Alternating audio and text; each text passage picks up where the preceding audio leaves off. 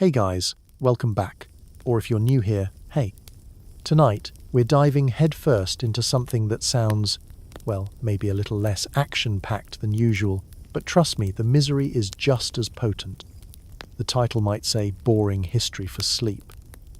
And yeah, maybe the idea of Roman infrastructure or daily life sounds like a snooze fest. But we're going to peel back the marbled veneer and look at the grim, tedious, and frankly, often disgusting realities that ground people down. We're talking about why it seriously, royally sucked to own a Roman bathhouse. And then, because misery loves company, we'll delve into a few other soul-crushing aspects of what it really meant to live in the glorious Roman Empire. Forget the epic poems and the triumphant arches for a moment. We're going down to the street level, the gutter level, the oh gods, not another bill for firewood level. This is the stuff that doesn't make it into the heroic statues, the daily grind that would make your worst Monday feel like a spa day by comparison. So, if you enjoy these little journeys into the less than sparkling corners of history, do me a solid and hit that like button. And hey, if you really, genuinely enjoy what I do here, consider subscribing. No pressure, only if you dig it. And, as always, I'd love to know where you're tuning in from and what time it is for you. Drop it in the comments below. It's always cool to see how far these stories travel. Now, dim the lights. Maybe turn on a fan for that soft background hum. Get comfortable or uncomfortable, depending on how tonight's topic hits you. And let's ease into tonight's journey together. So, you've decided to become an entrepreneur in ancient Rome. Good for you. Ambition, vision. You've got a bit of capital, or maybe you've inherited some. And what's the hot new business venture? The one that screams community hub and steady income. A Roman bathhouse. Imagine it. The gleaming mosaics. The satisfied chatter of patrons. The scent of oils and warm steam. You picture yourself, the proprietor. A respected figure in the community, raking in the denarii. Sounds idyllic, right? A cornerstone of Roman life, a place for relaxation, socializing, and hygiene. You're providing a public service. You're practically a philanthropist with a profit margin. Well, congratulations. You've just signed up for a world of hurt, a never-ending cycle of filth, frustration, and financial despair that would make Sisyphus himself say, "You know what? This rock isn't so bad." That romanticized image of serene bathing, that's the tourist brochure, sold to you by centuries of rosy-tinted historical fiction and Hollywood CGI. The reality, my friend, is a sputtering, leaking, stinking, screaming, disease-ridden, money-guzzling beast that will chew you up and spit you out, probably covered in something you don't want to identify. You think managing a Starbucks during the morning rush is tough? Adorable. You're about to learn what stress really means, Roman style. And the first lesson? Water, the very lifeblood of your establishment, is not your friend. In fact, it's actively trying to ruin you and possibly kill your customers. We're not even talking about the initial cost of building the darn thing, plumbing it into an aqueduct, assuming you have the connections or the colossal bribes to get that prime water access. No. We're talking about the day-to-day, moment-to-moment horror of what public bathing truly entailed before the invention of, say, chlorine, or germ theory, or basic, widespread understanding of how not to incubate a plague. So, let's take that pristine image in your head, the one with the crystal-clear water reflecting the gods on the ceiling frescoes, and let's just muddy it up a bit. Or a lot. Because that's exactly what your average Roman bath patron was doing, all day, every day. All right? So you're the proud owner, the doors are open. The hypercaust, that marvel of Roman engineering, is chugging away beneath the floors, heating your pools to a lovely, inviting temperature. And in come the people, all sorts of people. Rich, poor, if they can scrape together the tiny entrance fee, sometimes even free on certain days or for certain groups, cleanish and decidedly not so clean. What do they bring with them, apart from their hopes for a good soak? Well, let's make a list, shall we? Sweat, for starters. Lots of it, especially if they've just come from the palestra, the exercise yard, which was often attached to bath complexes. They've been wrestling, running, lifting weights, getting good, and ripe. Then there's the oil. Romans didn't use soap in the way we do. They'd rub themselves down with olive oil, sometimes scented, sometimes just plain greasy, and then scrape it off with a strigil, a curved metal tool. Scrape off what, you ask? The oil, yes, but also all the dirt, dead skin cells, and general grime clinging to their bodies. And where does this delightful, oily, skanky slurry go? Into the pool, of course. Or sometimes onto the floor, to be trodden around and eventually washed into the drains that, oh joy, probably feed back into the same water system or just create a lovely miasma nearby. Lovely. But wait, there's more. Consider the general hygiene standards of the day, or rather, the lack thereof by our delicate modern sensibilities. Did everyone have a good wash before getting into the communal pool? Unlikely. So, you've got residual, well, whatever they were carrying from their daily lives, their often unsanitary living conditions, their chamber pots. Think about it. People with open sores, skin infections, eye diseases, trachoma was rampant, a nasty bacterial infection that could lead to blindness. They're all just hopping in. Toddlers who aren't quite potty trained. Probably. The incontinent elderly? Yep. The drunk guy who thinks the tepidarium is a giant toilet? It's happened. And you, mister, proprietor, are relying on what? The sheer volume of water to dilute it all? A wing and a prayer? Maybe your staff occasionally skims the top for floaters, but that's about as advanced as your water treatment gets. There's no filter system pumping away, no discrete chemical dispenser. This is a warm, human soup, teeming with bacteria, fungi, and who knows what else. The Romans themselves were aware of some of the risks. Celsus, a medical writer, warned against bathing with open wounds. But did everyone listen? Of course not. So, your relaxing spa is actually a perfect breeding ground for every communicable skin disease known to man, eye infections that make you weep pus, and probably a whole host of delightful intestinal ailments if anyone accidentally swallows a mouthful of that water. And the smell. Oh, the aroma.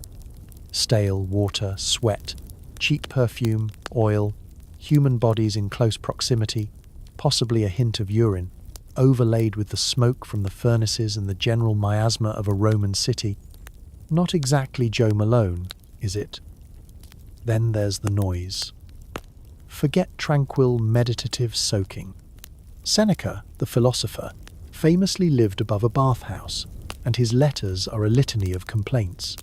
The grunts and groans of men exercising, the slap of hands on flesh during a massage, the shrieks of those having their armpit hair plucked, a popular Roman pastime apparently, and as agonizing as it sounds, the bellowing of the drunk, the bad singer practicing his scales, the shouts of the food vendors, the general hubbub.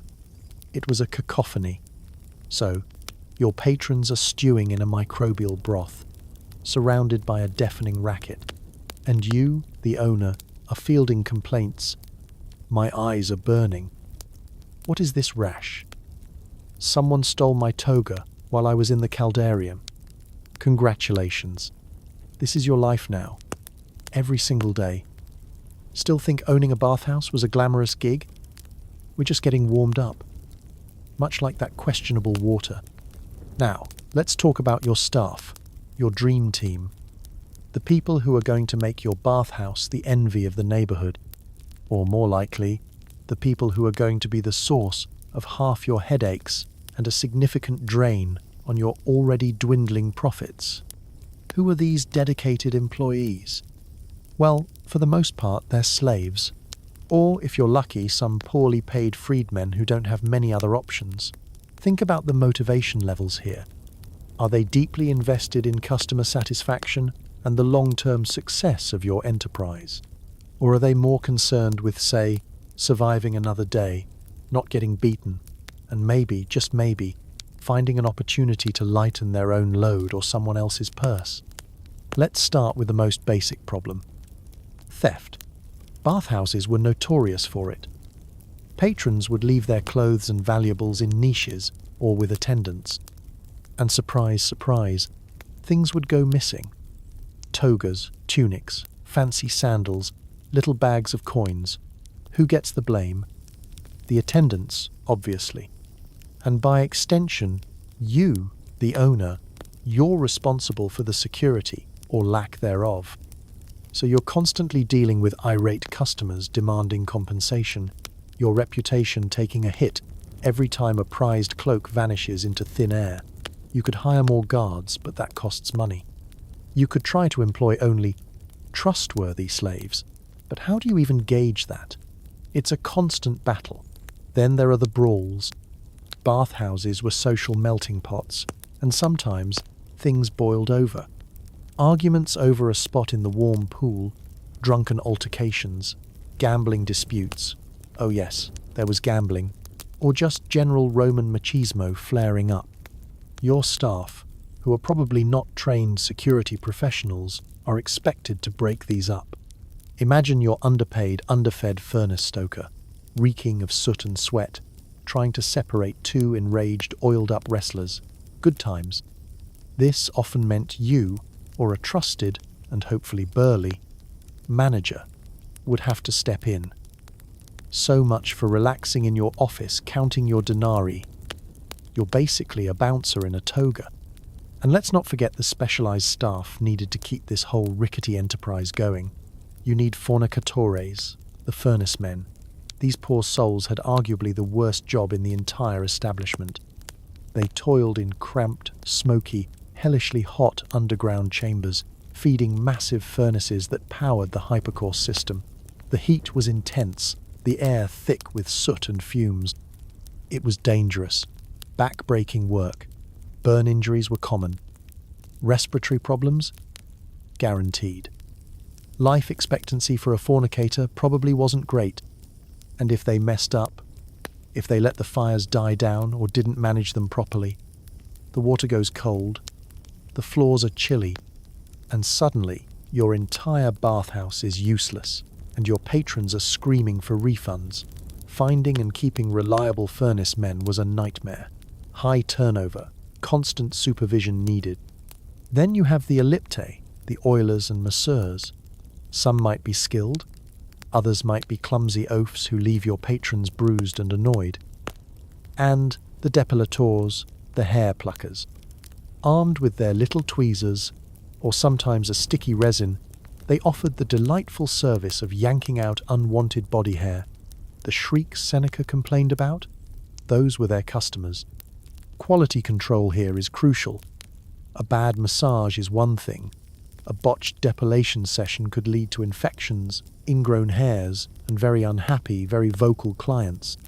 You also need attendants for the changing rooms, for cleaning, a never-ending, thankless task in such a messy environment, for selling snacks and drinks if you offer those. Each one is a potential problem, a potential thief, a potential source of incompetence. And you're trying to manage this motley crew, many of whom would rather be anywhere else, doing anything else. Employee of the Month awards? Not likely. More like, congratulations, you made it through the week without burning the place down or stealing more than your own weight in olive oil. This, my friend, is Human Resources, Roman Bathhouse Edition. It's less about team building and more about damage control. And what about the money, you ask? Surely, with all those people flocking to your baths, you're rolling in it. Oh, you sweet summer child. Owning a Roman bathhouse wasn't just a logistical and hygienic nightmare. It was a financial black hole eager to swallow your every last sestertius. Let's start with the biggest, most relentless expense: fuel. That glorious hypercaust system, the underfloor heating that made Roman baths so famously luxurious. It was an insatiable monster, with an unending appetite for wood, or charcoal if you were fancy.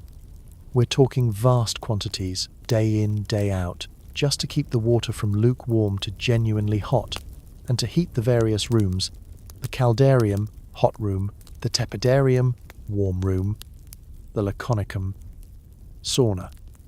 This wasn't just a minor utility bill, it was a colossal, ongoing operational cost. Imagine the logistics of sourcing and transporting that much wood in a pre-industrial society. You needed dedicated suppliers, wagons clogging up the streets, storage space, which was also a fire hazard, by the way. And as forests around major cities got depleted, yes, deforestation was a thing even then, the price of wood would only go up. So your profit margin is constantly being eaten away by the hungry maw of your furnace. Then there's the maintenance. These weren't simple structures. You had complex plumbing systems, aqueducts feeding in, drains carrying wastewater out. Pipes burst. Lead pipes, oh, the irony of healthy bathing with lead-laced water, corroded and leaked. The beautiful mosaics on the floors and walls. Tiles would crack, come loose, need replacing. Frescoes would fade or get damaged by the constant moisture and human traffic. Roofs would leak. Nothing like a drip of cold rainwater into your hot bath to ruin the ambience. The sheer scale of a public bathhouse meant that something was always breaking, always needing repair, always costing you money. And the water itself. If you weren't lucky enough to have a direct line from a major aqueduct, which came with its own fees and political wrangling, you might be reliant on a less consistent source. What happens if there's a drought, or if the aqueduct supplying your neighborhood is down for repairs? No water, no bathers, no income. But the expenses? They keep on coming.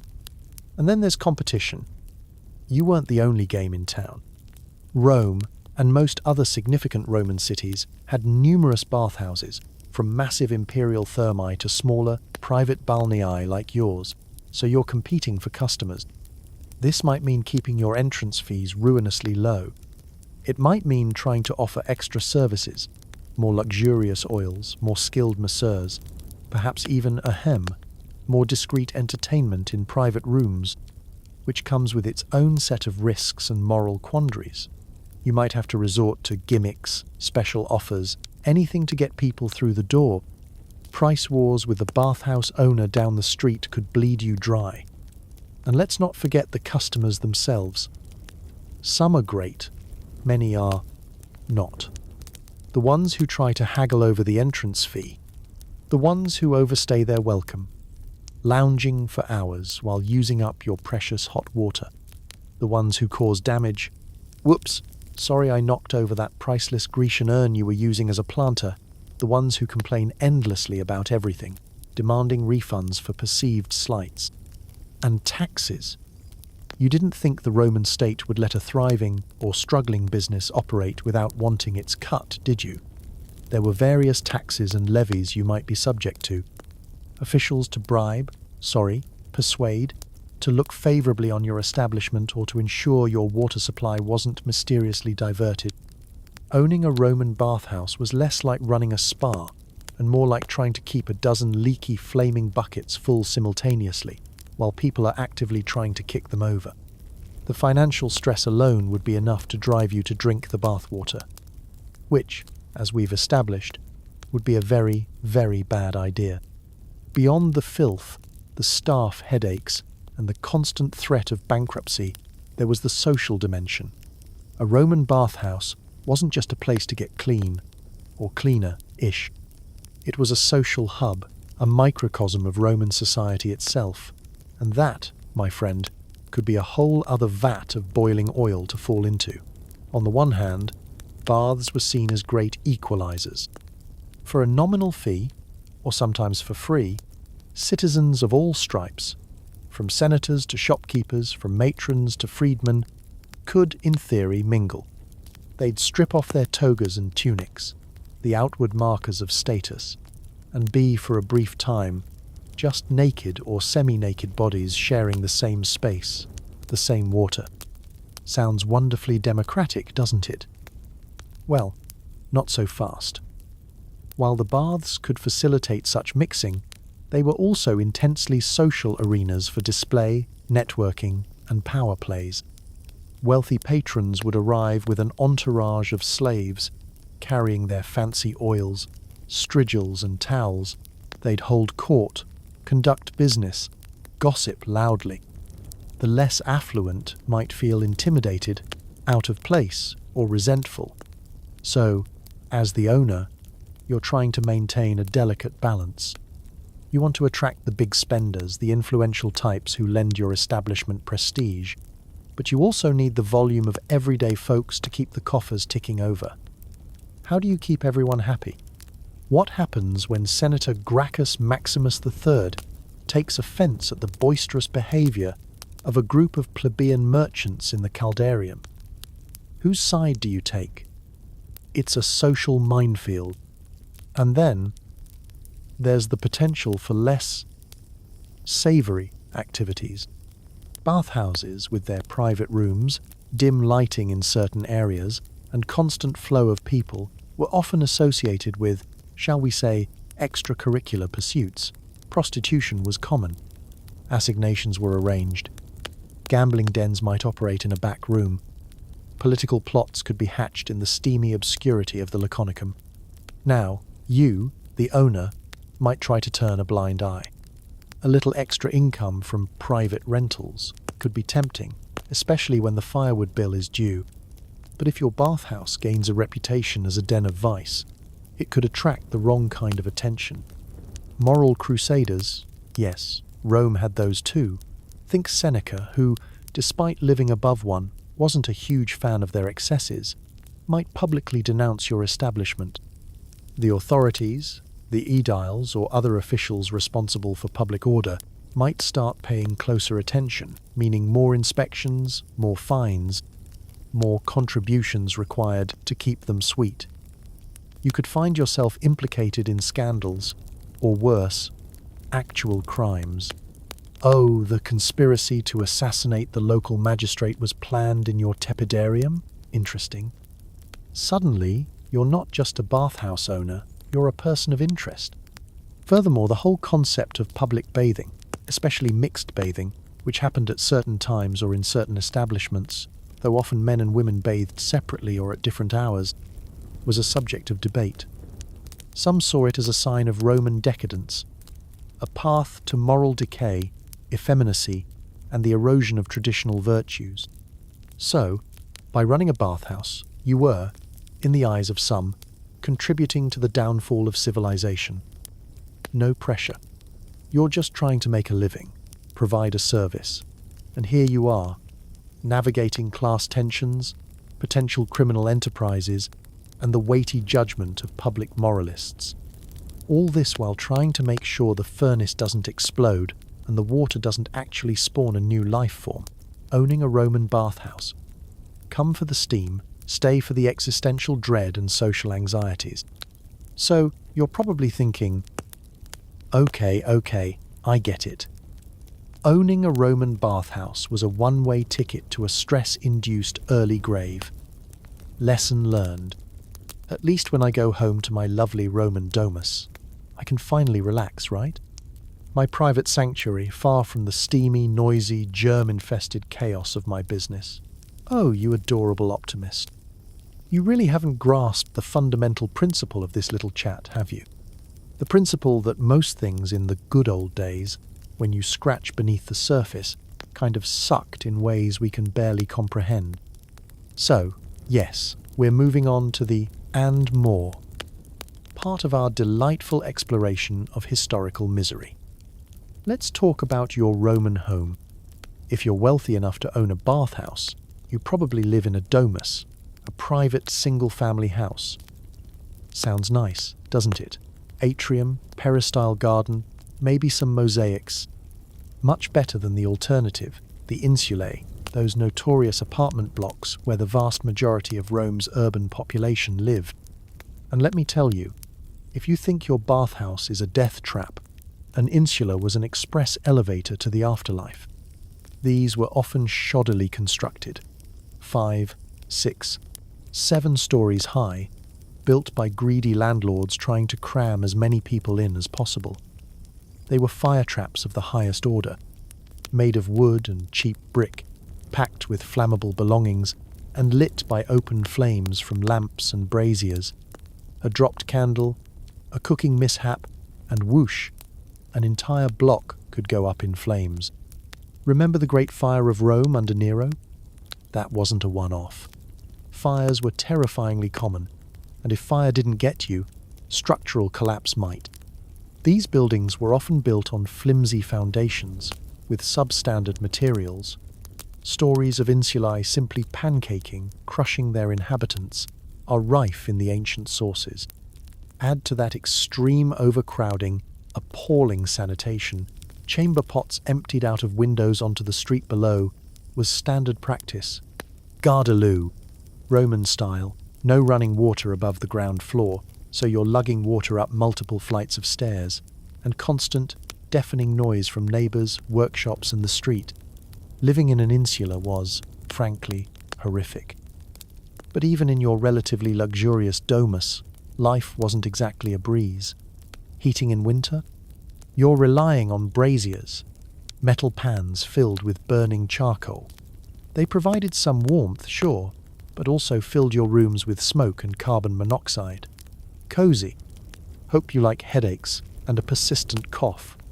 Lighting after dark, oil lamps, smoky, smelly, providing a flickering dim light that would strain your eyes, and if you knocked one over, see fire traps above.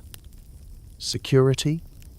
While your domus might have sturdy doors and barred windows, burglary was still a concern. Rich households had slaves who acted as porters or guards, but the threat was always there. Plumbing? If you were very wealthy and well-connected, you might have a private latrine connected to a sewer. Might. For many, even in a domus, it was still a chamber pot or a trip to a nearby public latrine, which, while often surprisingly ornate, were still communal, cold, and probably not the most fragrant places to conduct your business. And don't forget the pests, rats, mice, fleas, bedbugs. They loved Roman homes, rich or poor. So, your private sanctuary, it's probably drafty, smoky, dimly lit, possibly infested, and requires constant vigilance to prevent it from burning down or being burgled. Sleep tight. And you thought your bathhouse was the only source of your problems. Welcome to Roman domestic bliss, where home sweet home often came with a side of asphyxiation and a very real chance of being crushed in your sleep. All right, so your business is a nightmare. Your home is a death trap waiting to happen. Maybe you need a vacation, a trip to the countryside perhaps? Get away from it all. You'll hop on one of those famous Roman roads, marvels of engineering that spanned the empire, right? Smooth, efficient travel guaranteed. Well, hold your horses, or rather, clutch your coin purse tightly and say a prayer to Mercury, the god of travellers and thieves tellingly. Because while Roman roads were indeed impressive feats of construction, built to last and primarily for military movement, actually travelling on them as an ordinary civilian could be a uniquely Roman form of torture. First off, bandits, brigands, highwaymen, whatever you want to call them, they were a serious, persistent menace. Roman literature is full of stories about travellers being ambushed, robbed, beaten, kidnapped for ransom, or just outright murdered. The state didn't exactly have a highway patrol system. Policing was localized and often ineffective, especially in rural or mountainous areas. So, every journey of any significant distance carried a very real risk of encountering armed thugs who viewed travellers as mobile piggy banks. You'd travel in groups if you were smart, or hire armed guards if you were wealthy, but even that wasn't a guarantee of safety. Your money or your life was a phrase that probably echoed down many a lonely stretch of the Via Appia. Then there are the inns, the capannae, or mansiones. Forget charming countryside bed, breakfasts. Roman inns were, by and large, absolute dives. We're talking flea-bitten, bed-bug-infested mattresses. If you even got a mattress, sometimes it was just a spot on the floor. Shared rooms crammed with snoring, farting strangers, and watered-down, disgusting wine. The food was often dubious at best, a culinary lottery where the grand prize was not getting food poisoning. The company could be even worse. Drunk soldiers, shady merchants, actual criminals laying low. Fights were common. Theft was rampant. Seneca described them as places of drunkenness and brawling and dirt.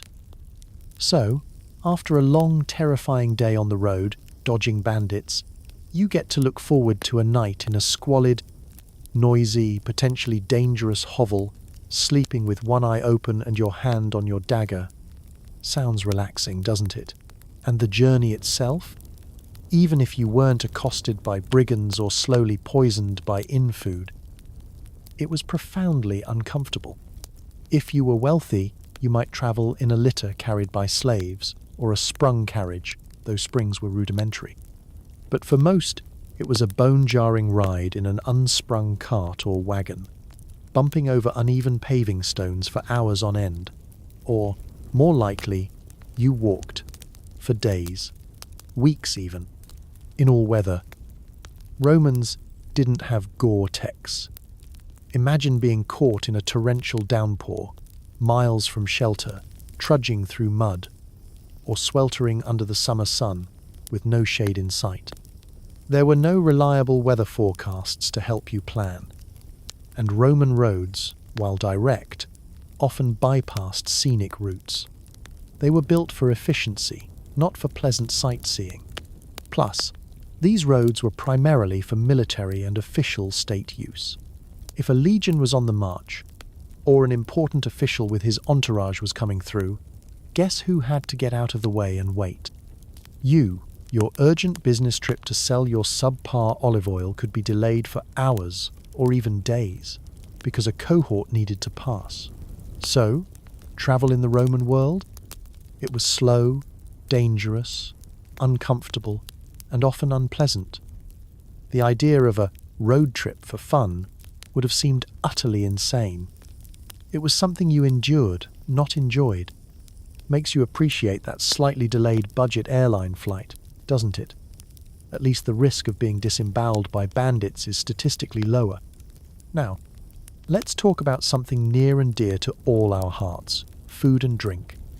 We see those lavish banquet scenes in movies, right? Romans reclining on couches, feasting on roasted peacock and honeyed dormice, quaffing endless goblets of fine wine. That was the life.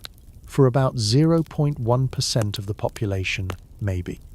For everyone else, including our stressed-out bathhouse owner trying to make ends meet, the daily reality of Roman sustenance was a lot less glamorous and a lot more precarious. The biggest challenge? Food preservation. Without refrigeration, keeping food from spoiling was a constant battle. Meats were salted, smoked, or dried. Fruits were dried or made into preserves. Vegetables were pickled. Sounds okay, but the quality and effectiveness of these methods varied wildly. Spoilage was an ever-present threat, especially in the hot Mediterranean climate. Eating something that was a bit off wasn't just an unpleasant experience. It could be a death sentence. Food poisoning was a common and often fatal affliction. And then there was the delightful practice of food adulteration. Unscrupulous merchants were notorious for stretching their supplies or disguising low-quality goods. Your finest olive oil might be cut with cheaper oils. Your wine could be doctored with all sorts of additives to improve its color or hide a vinegary taste. Sometimes even lead-based sweeteners, which, added a certain je ne sais quoi to your slow, agonizing demise. Grain, the staple of the Roman diet, might be bulked out with less desirable fillers, or be mouldy and full of weevils. Caveat emptor, let the buyer beware, was practically the unofficial motto of the Roman marketplace. There were no real food safety regulations or inspection agencies as we know them. You bought your food, you took your chances. Even the water could be suspect.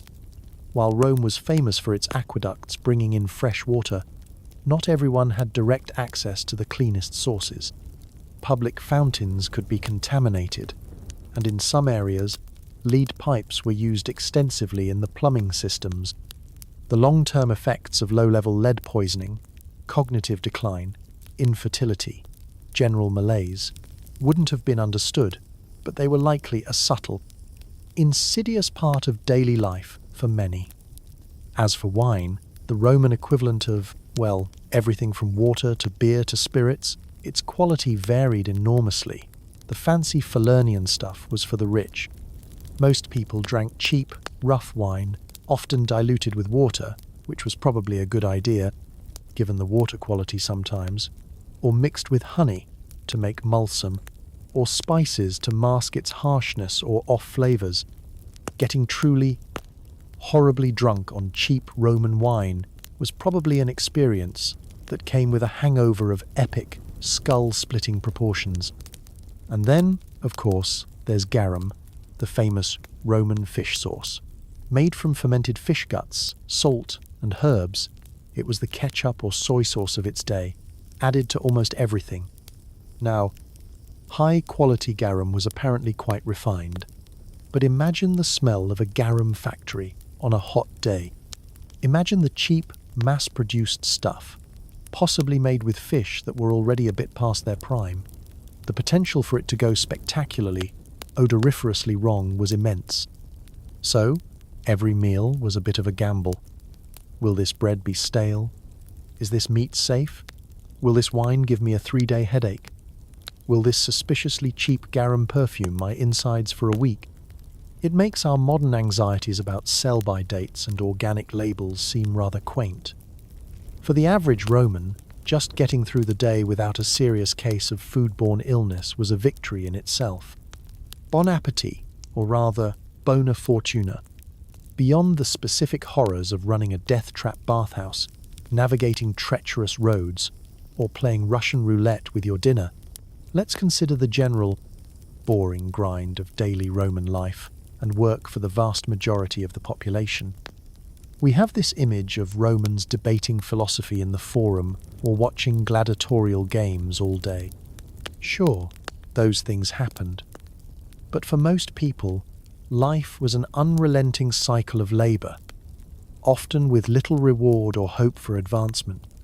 If you were a farmer, and a huge percentage of the population worked the land, your life was governed by the seasons, back-breaking physical toil, and the whims of nature. Droughts, floods, pests, crop diseases could wipe out your livelihood in an instant. Many small farmers were constantly in debt, often to wealthy landowners who would eventually swallow up their small plots. It was a precarious existence, far removed from any pastoral ideal. If you lived in a city and weren't a slave, you might be an artisan, a potter, a smith, a weaver, a baker, or a shopkeeper, selling goods from a small stall or a tiny room opening onto the street. You worked long hours, from dawn till dusk, often in cramped, poorly lit conditions. Profits were slim. Competition was fierce. You might belong to a collegium, a sort of trade guild, which offered some social benefits and a sense of community, but also came with its own obligations and pressures. The bread and circuses, the state-sponsored distribution of grain and the public games are often cited as evidence of Roman civic life. But they were also a way to keep a restive, often impoverished urban populace distracted from the grim realities of their existence. It was a palliative, not a solution to widespread poverty and hardship. Social mobility? For most, it was a pipe dream. If you were born into a poor family, chances were overwhelmingly high that you would die poor. If you were born a slave, your chances of gaining freedom were slim, and even if you did, you'd carry the stigma of your former status. The rigid social hierarchy was deeply entrenched. And then there was the bureaucracy. Oh, the glorious Roman bureaucracy. If you thought dealing with the DMV was soul-crushing, Imagine trying to navigate the Roman equivalent. Taxes had to be paid, and tax collectors were often corrupt and brutal. Permits might be needed for certain businesses. Legal disputes over property, debts, inheritances could drag on for years, costing a fortune in fees and bribes. The legal system, while sophisticated in theory, was often slow, expensive, and biased towards the wealthy and influential. For the average person, interacting with any arm of the state was likely to be a frustrating, intimidating, and costly experience. So, the boring part of Roman history isn't just about the lack of iPhones or Netflix. It's about the sheer, grinding effort it took just to survive, to feed your family, to keep a roof, however leaky, over your head, and to avoid falling foul of disease, disaster, or the myriad dangers of a world that was, for most of its inhabitants, harsh, unforgiving, and offered very little in the way of comfort or security. It's the kind of daily struggle that doesn't make for thrilling epics, but it was the lived reality for millions, and it truly, deeply, sucked. So, there you have it. Your grand venture as a Roman bathhouse proprietor probably ended in bankruptcy, a nervous breakdown, or possibly a nasty skin condition you picked up from your own tepidarium. And if you managed to escape that, the rest of Roman daily life was just waiting to grind you down with its unique blend of inconvenience, danger, and general unpleasantness. By now, you've probably figured out that the good old days were for the most part not particularly good, and definitely not very old feeling if you were living through them. They were immediate, they were often brutal, and they were almost certainly smelly. We look back, and it's easy to romanticize the togas, the temples, the triumphs. But when you strip away the marble and the myths, you find people not so different from us, struggling against conditions that would make our toughest days look like a walk in a very well-maintained, pathogen-free park. Think about it. The constant, gnawing anxiety about basic survival. Will I have enough food tomorrow? Will my home still be standing? Will I make it to the next town without being robbed blind or worse? Will this water make me sick? These weren't abstract fears. They were daily realities. The sheer physical discomfort of it all. The cold, the heat, the smoke, the filth, the endless walking, the back-breaking labour. No painkillers to speak of, beyond booze or opium if you could get it. No antibiotics. A simple infection could kill you. A broken leg was a life-altering catastrophe. And yet, people endured. They found ways to cope, to find joy, to build communities, to create art, to love, to laugh, probably very darkly. Much like we're doing now. There's a certain grim appreciation you have to have for the sheer resilience of the human spirit when faced with that level of systemic awfulness. They built an empire, sure, but they also just got through the day. And that, in itself, is a monumental achievement. So, the next time you turn on your hot water tap and instant, clean, warm water comes gushing out, spare a thought for our Roman bathhouse owner, desperately trying to keep his furnace fed and his patrons from openly dissolving in his pools. The next time you grab a snack from your fridge, confident it won't immediately try to kill you, remember the Roman shopper eyeing a piece of suspiciously cheap fish. The next time you complain about traffic, at least you're probably not worried about actual bandits leaping out from behind a bush. Our boring modern lives, with all their first-world problems and digital annoyances, are built on a foundation of comfort and security that would have seemed like an impossible, godlike dream to most people throughout history. And that's the kind of perspective we like to explore here, the stark, often uncomfortable truth that lies beneath the surface of the stories we tell ourselves about the past. It's not always pretty, but it's always fascinating. And hopefully, it makes you appreciate that clean towel just a little bit more. Thanks for sticking with me on this slightly grimy journey. Until next time, try not to think too much about what's really in your local swimming pool. Or do? Your call. And that's the thing, isn't it? Our local swimming pool problems, our worst days, are so often hilariously, tragically trivial when you stack them up against the baseline misery that was just Tuesday for most people throughout history. You think your Wi-Fi cutting out during a critical Netflix binge is the apocalypse? Cute. You think traffic on the way to a job you mildly dislike is the seventh circle of hell? Adorable. We luxuriate in a level of safety, comfort, and frankly boredom-induced dissatisfaction that would have made a medieval peasant or a Roman pleb weep with envy. They wouldn't just weep, they'd probably think you were a god, or at least dangerously insane, for complaining about such opulent hardships. Tonight, or whenever you're listening to this, we're going to really lean into that. We're going to rip the rose-tinted Instagram-filtered glasses off the good old days and stare unflinchingly at why your absolute worst, soul-crushing, everything is awful day is, by historical standards, practically a vacation in paradise. We're talking about the pervasive, inescapable filth that clung to everything and everyone. The constant, gnawing fear that wasn't just existential angst, but a very real, very immediate threat of violence, disease, or starvation.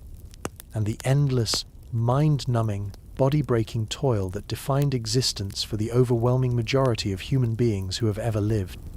Those simpler times, you hear people waxing nostalgic about. They were simpler, all right. Simpler in the sense that your options for a miserable death were far less complicated and much more readily available. Simpler in that you didn't have to worry about complex investment portfolios because you were too busy worrying if you'd have enough mouldy bread to see you through the winter. So, let's peel back the curtain on this supposed idyll and see what simpler really looked like. Spoiler alert, it wasn't pretty, it definitely wasn't simple in a good way, and it smelled absolutely appalling. You think your roommate who leaves dishes in the sink is bad? Oh, honey, you have no idea. Let's start with the filth, and I don't just mean a bit of dust or a smudge on the window. I mean a profound, all-encompassing, inescapable level of grime that would make a modern health inspector spontaneously combust. We touched on Roman baths, and yes, they were often a microbe soup. But that was, in its own problematic way, an attempt at hygiene. For many, and for much of history beyond Rome, even that concept was a distant dream. Think about your average medieval town. Forget charming cobblestone streets and quaint timber-framed houses. Picture those streets, narrow and unpaved, as open sewers. Yeah, you heard me.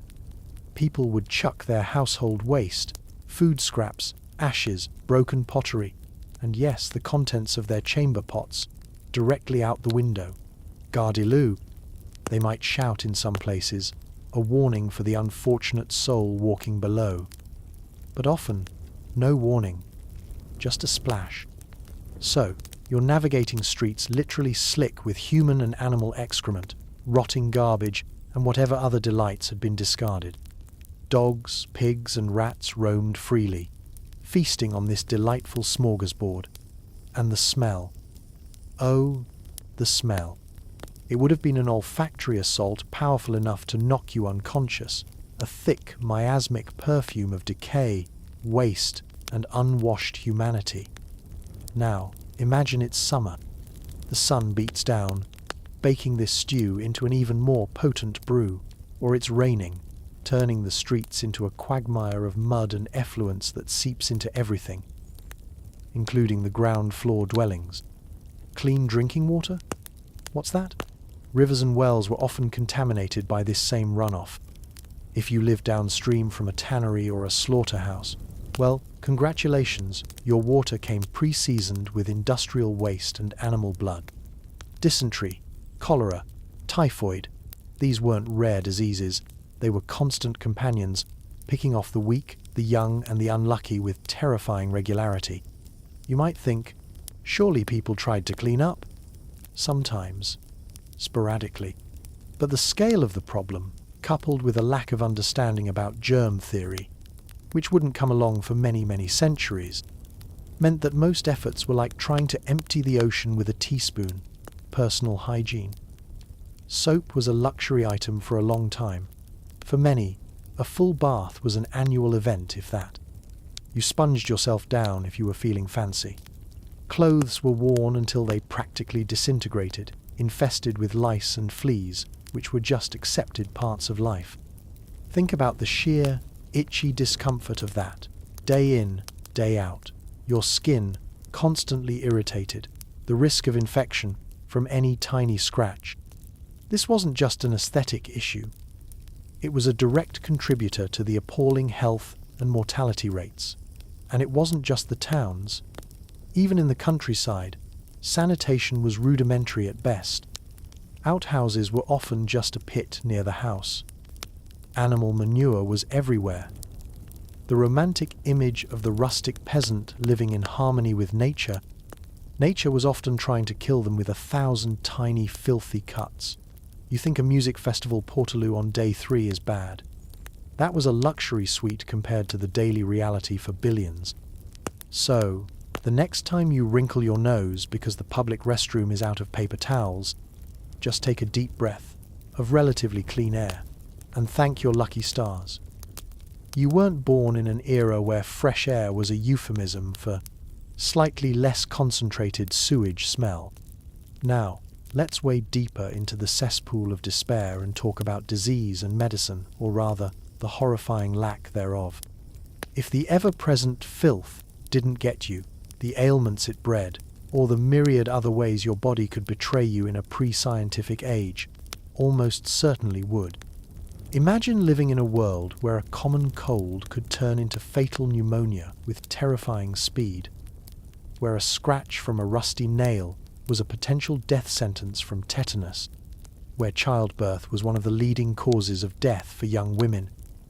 There were no antibiotics, no vaccines for killer diseases like smallpox, measles, or polio, which ravaged populations, leaving survivors scarred, crippled, or blind. Infant and child mortality rates were staggering. It was common for families to lose half their children before they reached adolescence. Think about the constant grief, the normalization of loss. You'd have a child, love them, and know there was a very high chance they wouldn't make it. How does that shape your worldview, your emotional landscape? And if you did get sick, what were your options? Medicine was a terrifying lottery of superstition, guesswork, and often outright harm. Bleeding was a go-to remedy for almost everything, based on the ancient theory of balancing the body's humours. Got a fever? Let's drain some blood.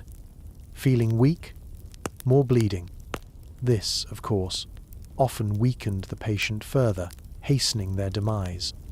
Purging, cupping, blistering, these were standard treatments designed to drive out the bad humours or evil spirits believed to cause illness. Herbal remedies existed, and some undoubtedly had beneficial properties, discovered through centuries of trial and error. But many were useless, and some were actively poisonous. Surgery? An absolute horror show. Without anesthesia, any surgical procedure was an agonizing ordeal. Patients were literally held or strapped down, screaming in pain, while a surgeon, often a barber surgeon with more experience cutting hair than flesh, sawed off a limb or cut into a body cavity with unsterilized tools. Sepsis, or infection, was an almost guaranteed complication, and usually fatal. Imagine needing an appendectomy or having a compound fracture. Today, routine procedures. Back then, you'd probably be better off making your peace with your gods. Dental care? Forget it. Toothache was a common torment. The solution? Extraction, often brutal, without anesthetic, by someone whose qualifications might extend to being the local blacksmith with a strong pair of pliers. Infections, broken jaws, all part of the fun.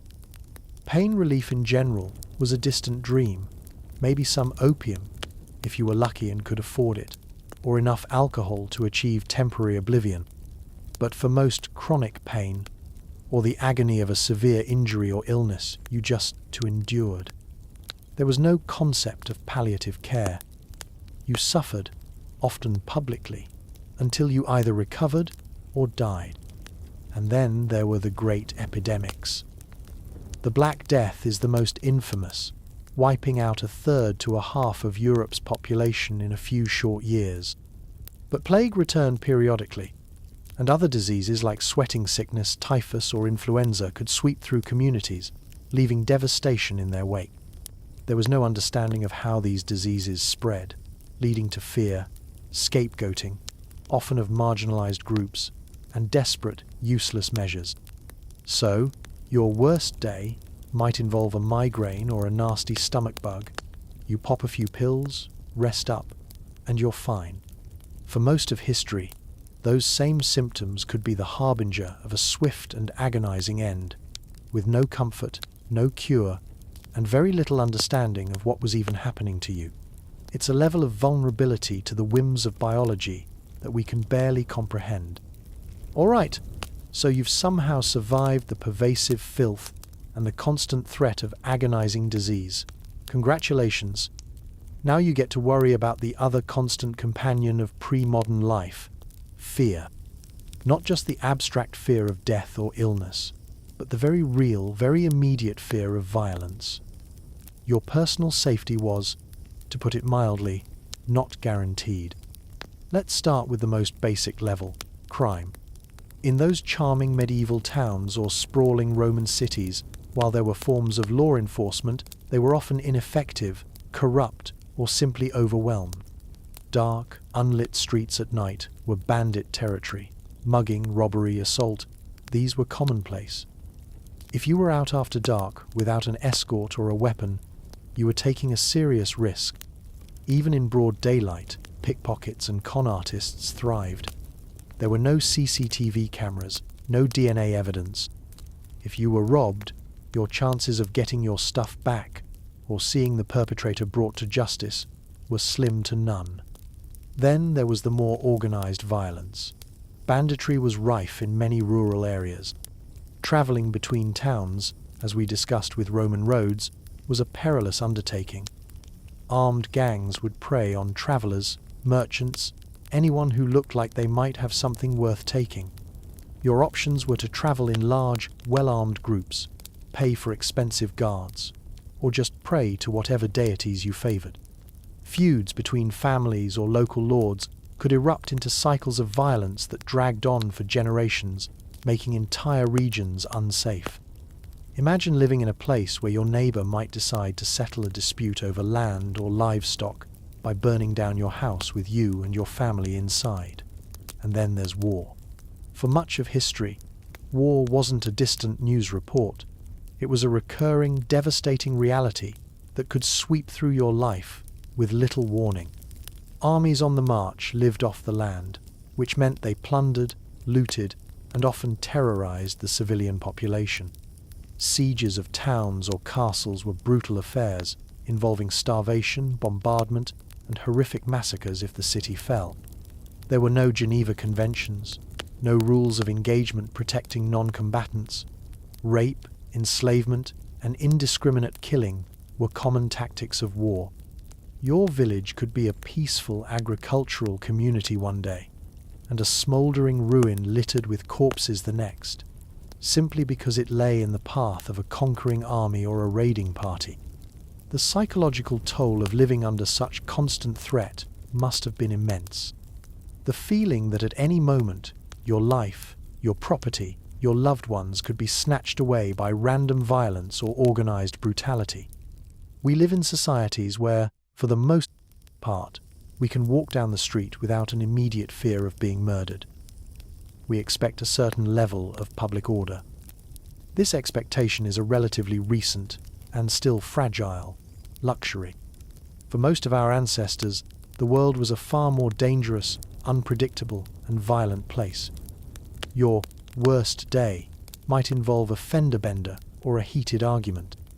Their worst day could very easily be their last, ending in a brutal, terrifying, and utterly unjust way.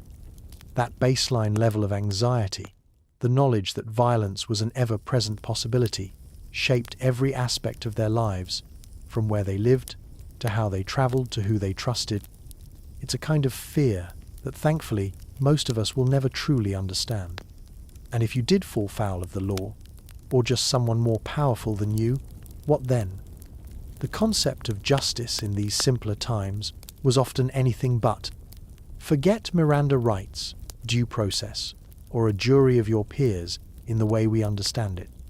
For much of history, law and order was arbitrary, brutal, and heavily skewed in favor of the rich and powerful. If you were a peasant and you had a dispute with your lord, guess who was likely to win, regardless of the merits of your case? If you were accused of a crime, your chances of a fair trial were slim. Evidence could be flimsy, confessions extracted under torture were commonplace, and the punishments were designed to be as public and terrifying as possible. Torture wasn't just a rogue interrogation tactic, it was a legitimate, state-sanctioned part of the judicial process in many places for centuries. The rack, the thumbscrews, the Iron Maiden, though its historical authenticity as a widespread device is debated, the idea of it tells you something. Waterboarding. These weren't the imaginings of a horror writer, they were tools used to break suspects and extract truth. Imagine being subjected to that. Knowing your guilt or innocence was largely irrelevant. The goal was a confession, and they would get it one way or another. And the punishments. Public executions were a form of mass entertainment. Hanging, drawing, and quartering for treason. Burning at the stake for heresy or witchcraft. Beheading, crucifixion, being broken on the wheel. These weren't swift, clean affairs. They were prolonged, agonizing spectacles designed to instill fear and reinforce the power of the state or the church. Crowds would gather, sometimes jeering, sometimes praying, sometimes just morbidly curious. Your worst day might involve getting a speeding ticket and having to go to traffic court. Their worst day could involve being publicly tortured to death in front of their friends and family.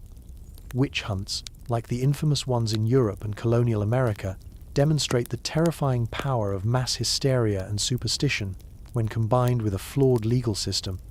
Accusations could fly based on personal grudges, a strange birthmark, or just being an unpopular old woman who owned a cat. Once accused, you were almost certainly doomed. Tests for witchcraft, like being dunked in water. If you floated, you were a witch. If you drowned, you were innocent and dead. Were exercises in absurdity and cruelty. For the common person, there was often little recourse against injustice. If a powerful individual wronged you, who could you appeal to? The system was designed to protect them, not you. The fear of arbitrary arrest, of false accusation, of being caught on the wrong side of power, was another layer of anxiety that permeated daily life. You kept your head down, tried not to attract attention, and hoped for the best. That's a far cry from our modern expectation that, by and large, the law is there to protect us. Even if it sometimes fails or feels frustratingly slow, the sheer terror of a medieval dungeon or an inquisitor's chamber is something we can only dimly imagine, and thank whatever powers we believe in that we don't have to experience it firsthand. So, you're not dead from filth, disease, violence, or the loving embrace of the legal system. Amazing. Now you just get to spend pretty much every waking moment in a state of endless, mind-numbing, body-breaking toil. The concept of a 40-hour work week, paid vacations, sick leave, or weekends would have been utterly alien, a fantastical dream. For the vast majority of people throughout history, life was work, and work was life, and both were incredibly hard. Let's start with agriculture, because that's where most people were. Forget the romantic image of the happy peasant whistling as he tills his picturesque field. Farming in pre-industrial times was brutal. From dawn till dusk, you were bent over, ploughing with oxen or by hand, sowing seeds, weeding, reaping, threshing, all using rudimentary tools that required immense physical exertion. Your entire existence was dictated by the seasons and the weather. A drought could mean starvation. A flood could wipe out your entire year's work. Pests could decimate your crops. There was no crop insurance, no government subsidies to bail you out. You, your family, your entire community depended on that harvest. If it failed, people died. Simple as that. Child labor wasn't a shocking expose. It was a necessity. Children worked in the fields alongside their parents as soon as they were old enough to carry something or scare away birds. Their small hands were useful for weeding. There was no concept of childhood as a protected period of learning and play. It was an apprenticeship for a life of hard labor. And the food you produced? A good portion of it went to your lord, or the church in tithes, or the state in taxes. What was left was often meager, monotonous, and barely enough to sustain you for the next round of back-breaking work. Think about the sheer physical exhaustion, day after day, year after year, with no prospect of retirement, no hope for an easier life. Your body would ache constantly. Injuries were common, a strained back, a twisted ankle, a cut from a scythe. And these weren't just inconveniences. They could be crippling, threatening your ability to work, and therefore your ability to eat. Beyond the farm, if you lived in a town, you might be an artisan, a blacksmith, a weaver, a potter, a carpenter. Again, long hours, often in cramped, poorly lit workshops. The work was physically demanding and often dangerous. A blacksmith faced the heat of the forge, the risk of burns, the heavy lifting. A weaver might spend 12-14 hours a day hunched over a loom in poor light, leading to eye strain and respiratory problems from fiber dust. And for all this, the pay was usually pitiful, just enough to scrape by. There was no job security. If demand for your goods dried up, or if you got sick and couldn't work, you were in serious trouble. There were no unemployment benefits, no social safety net beyond what your family or perhaps a local charity or guild could provide, which was often very little. Even for those in what might seem like less physically demanding roles, like scribes or clerks, the conditions were often poor: cold rooms, bad light, long hours hunched over a desk. The sheer, unrelenting grind of it all. The lack of leisure time. The constant pressure to produce, just to survive. Your worst day at work might involve a demanding boss or a tight deadline. Their work was a daily battle against starvation and exhaustion, with few breaks and even fewer rewards. It's a level of relentless toil that most of us, with our ergonomic chairs and coffee breaks, can barely fathom. Now, let's talk about the general lack of comfort and basic amenities that we take for granted, things so ingrained in our daily lives that we barely even register them as luxuries. But for most of history, their absence defined the texture of existence. Take light, for example. We flip a switch, and our world is illuminated. For our ancestors, darkness ruled a significant portion of their lives. After sunset, if you weren't wealthy enough to afford a plentiful supply of candles, which were expensive, often made from animal fat and smelly, or oil for lamps, also costly, and the lamps themselves were smoky and provided dim light, your day was largely over. Indoor activities were limited to what you could do by the flickering light of a hearth, if you had one. Imagine the long, dark winter nights, cooped up in a small, probably cold dwelling. It would have been claustrophobic, boring, and perhaps a little frightening. Reading, if you were one of the very few who could read, would have been a strain on the eyes. Socializing would be limited. The world simply shrank when the sun went down. Then there's heating. We have central heating, thermostats, insulation. They had a fire, if they were lucky, a fireplace in a larger home, or a central hearth in a peasant's cottage. These were inefficient, smoky, and provided localized warmth. The rest of the dwelling would be drafty and cold, especially in winter. People would huddle around the fire, wearing multiple layers of rough, homespun clothing, waking up in a room where your breath freezes in the air. Standard, trying to sleep while shivering uncontrollably. Common, the kind of deep, bone-chilling cold that we might experience on a particularly harsh camping trip was a seasonal reality for millions. And forget about air conditioning in the summer. You just sweltered. Fans were hand-operated. Relief was found in shade, if available, or by a river, if you dared brave the potentially contaminated water. Comfortable beds? A luxury. For many, bed was a pile of straw on the floor, possibly shared with family members and any resident pests. Fleas, lice, bedbugs, oh joy. Maybe a rough woolen blanket if you were fortunate.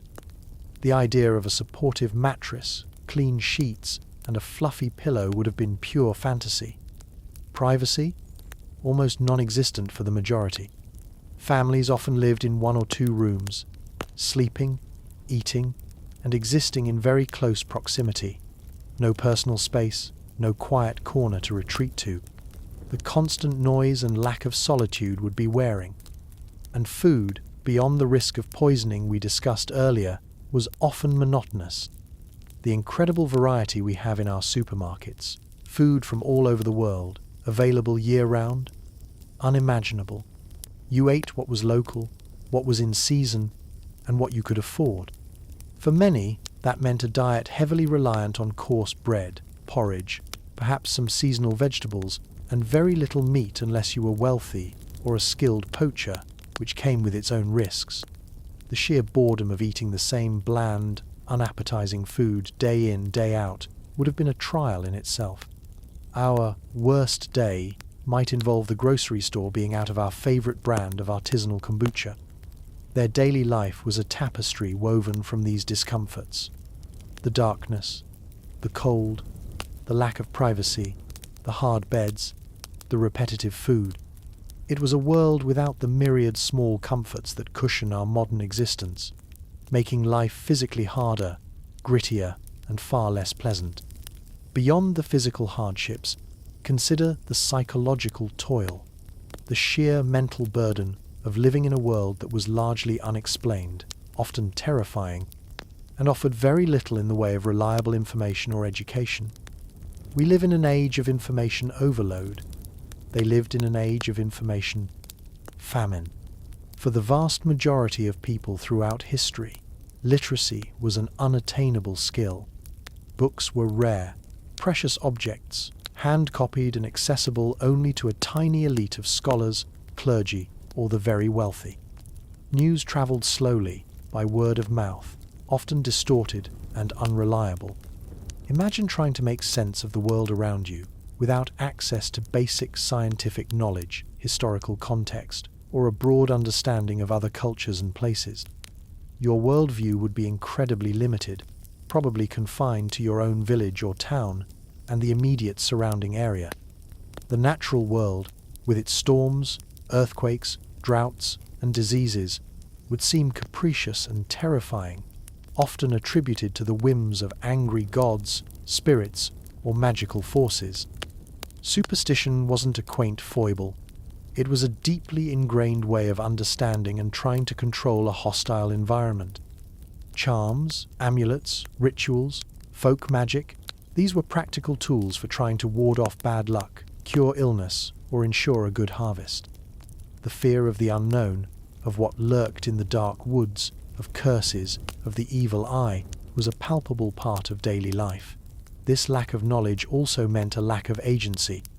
If your child fell ill, you had little understanding of what was happening or what to do, beyond resorting to traditional remedies or prayers. If your crops failed, you might blame witchcraft or divine displeasure rather than understanding soil depletion or meteorological patterns. This sense of being at the mercy of forces beyond your comprehension or control must have been profoundly unsettling. Education, as we know it, was a privilege for the few. For most, learning was purely practical. how to farm, how to practice a trade, passed down from parent to child. There was little opportunity for intellectual curiosity, for exploring ideas, for questioning the established order. Your horizons were narrow, your future likely predetermined by your birth. This isn't to say people didn't think or wonder or possess immense practical intelligence, but their intellectual toolkit was limited by the information available to them. Consider the anxiety this could breed. Rumors could spread like wildfire, unchecked by facts. Misinformation could lead to disastrous decisions. The fear of social ostracism, of being labeled different or deviant in a small, close-knit community where conformity was prized, would be immense. Our worst day might involve doom-scrolling through bad news on social media, a problem of too much information, often of dubious quality. Their psychological burden was often the opposite, a terrifying void of knowledge, filled with fear, superstition, and a profound sense of powerlessness in the face of a mysterious and often hostile world. This constant mental strain, this struggle to make sense of things without the tools we now possess, was another layer of the endless toil that defined simpler times. So, let's directly confront this myth of simpler times. Why do we romanticize it? Why do we look back, often with a strange sense of nostalgia, at eras that were, by any objective measure, far harsher, more dangerous, and more miserable than our own? Part of it, I think, is a natural human tendency to filter the past. We remember the highlights, or what we imagine were the highlights. We see the beautiful ruins of castles or temples, and forget the brutal labor that built them, or the oppressive social systems they represented. We read the epic poems and heroic tales, and forget that these were often propaganda, or the stories of a tiny, privileged elite, not the lived experience of the masses. The voices of the common people, the illiterate peasants, the slaves, the women confined to domestic spheres, their stories are largely absent from the historical record, or are told through the lens of those who ruled over them. So, what we often get is a skewed, sanitized version of the past. Another reason is a dissatisfaction with the complexities and anxieties of modern life.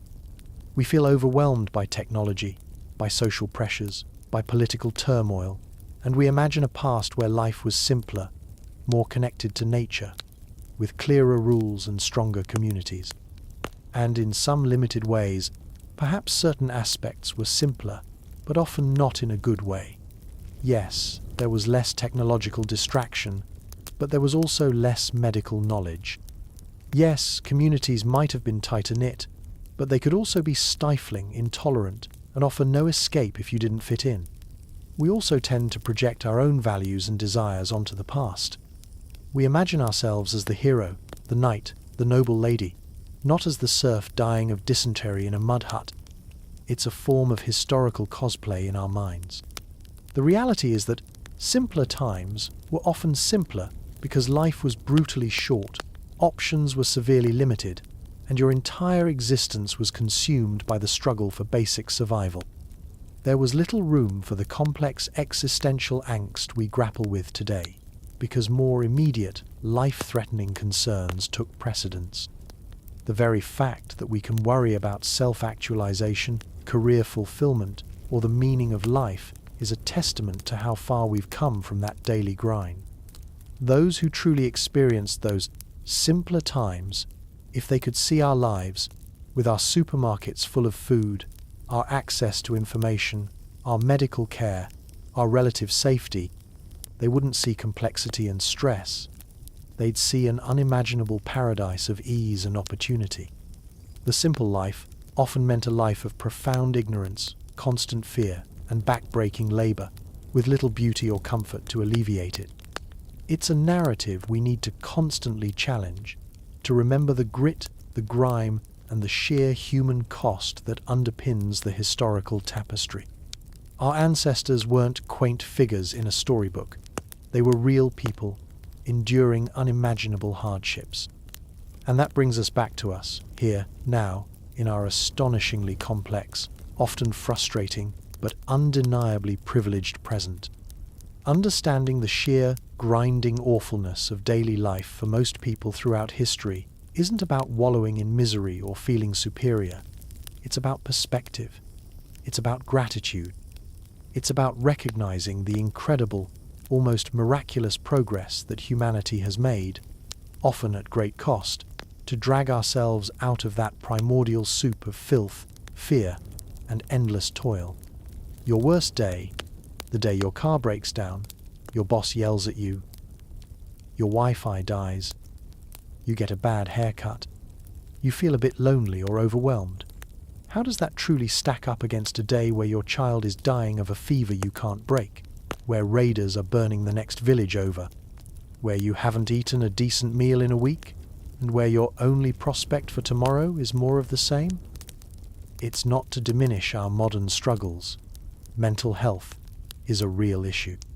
Social pressures are real. Economic anxieties are real. But the scale of suffering, the baseline level of physical misery and immediate existential threat has fundamentally shifted for a significant portion of the world's population. We stand on the shoulders of giants, not just the famous inventors and leaders, but the countless, nameless generations who endured, who struggled, who somehow found the strength to keep going, to innovate in tiny ways, to pass on knowledge, to build something, inch by painstaking inch, that would eventually lead to the world we inhabit. They cleared the forests, drained the swamps, metaphorically and literally, fought the diseases, challenged the superstitions, and demanded, slowly, haltingly, a better, safer, more just world. Every time you turn on a light, drink clean water, take an antibiotic, vote in an election, or even just complain about a minor inconvenience without fearing for your life, you are reaping the benefits of their unceasing, often unacknowledged labor.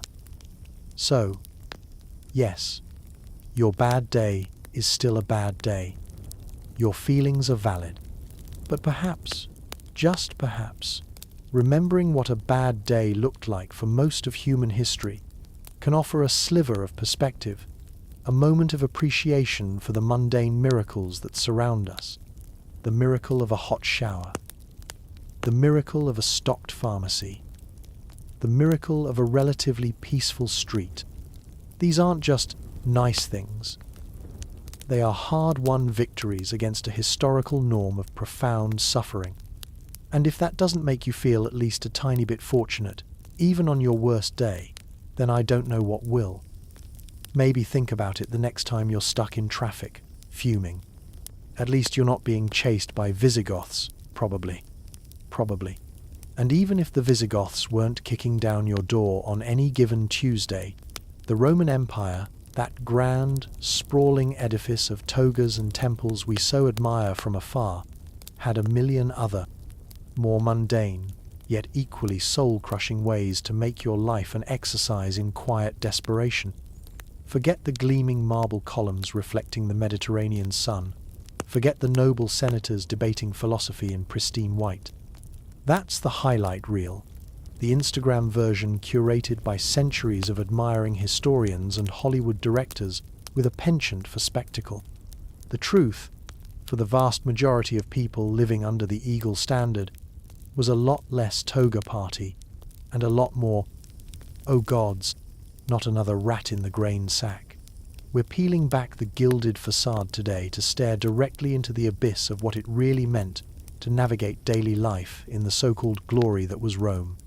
We're talking about the actual, visceral agony of Roman roads, the kind of travel that made you pray for a swift death rather than another mile. We're diving into the culinary horrors of rat-infested food, where every meal was a gamble with your digestive tract and possibly your life.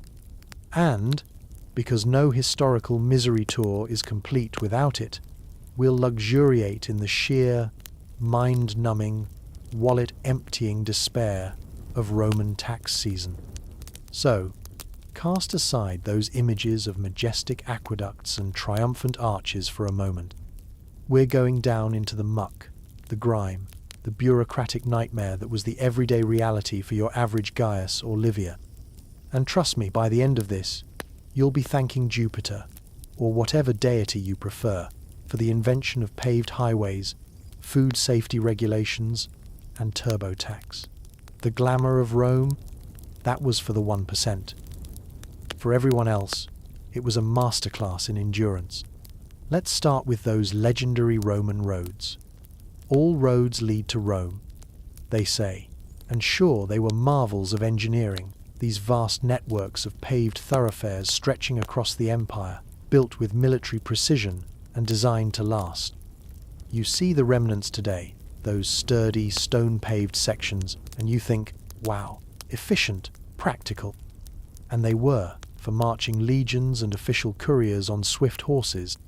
For you, the average citizen, maybe a merchant trying to get your wares to the next town, or a farmer forced to travel to a regional market, or just someone unfortunate enough to have to relocate. These roads were less a testament to Roman ingenuity and more a relentless, bone-jarring, danger-filled gauntlet of suffering. First off, the sheer discomfort. If you were wealthy, exceptionally wealthy, you might travel in a lectica, a litter carried by sweating, grunting slaves, offering a modicum of comfort if you didn't mind the rhythmic swaying and the constant knowledge that your luxury was powered by human misery. Or perhaps a carpentum or a raider, a sprung carriage, though sprung is a generous term for the rudimentary suspension systems of the time. For most people, it was either walking, endless, grueling walking, in all weathers, your feet blistering, your back aching under the weight of your possessions, or riding in an unsprung cart, a plaustrum, which would transmit every single bump, rut, and loose stone directly into your spine, your teeth, your very soul. Imagine days, weeks of this. The relentless jolting, the dust kicked up by other travelers and animals, the scorching sun in summer, the biting cold and soaking rain in winter. There were no convenient rest stops with clean bathrooms and overpriced coffee. There were no weather forecasts to warn you of an impending storm. You just endured. And these roads, while direct, weren't always picturesque. They were built for strategic and commercial purposes, often cutting straight through landscapes with little regard for scenic beauty or gentle gradients. Steep inclines would exhaust your animals, and you, if you were walking, while descents were treacherous. And the sheer slowness of it all. A journey that might take us a few hours by car could take days or even weeks. Time moved at the pace of a plodding ox or weary feet. So, before you even factor in the more exciting dangers, just the basic act of getting from point A to point B on a Roman road was an exercise in profound physical misery. Your body would be a symphony of aches and pains. Your mood would likely be as foul as the water you were forced to drink along the way. Still dreaming of that charming Roman holiday? But the physical discomfort, as soul-crushing as it was often the least of your worries when you set out on a Roman road. The real terror, the one that made every shadow lengthen and every rustle in the bushes sound like your impending doom, was the constant, pervasive threat of bandits, brigands, highwaymen. Call them what you will, they were a scourge upon the Roman transportation network. These weren't just isolated incidents.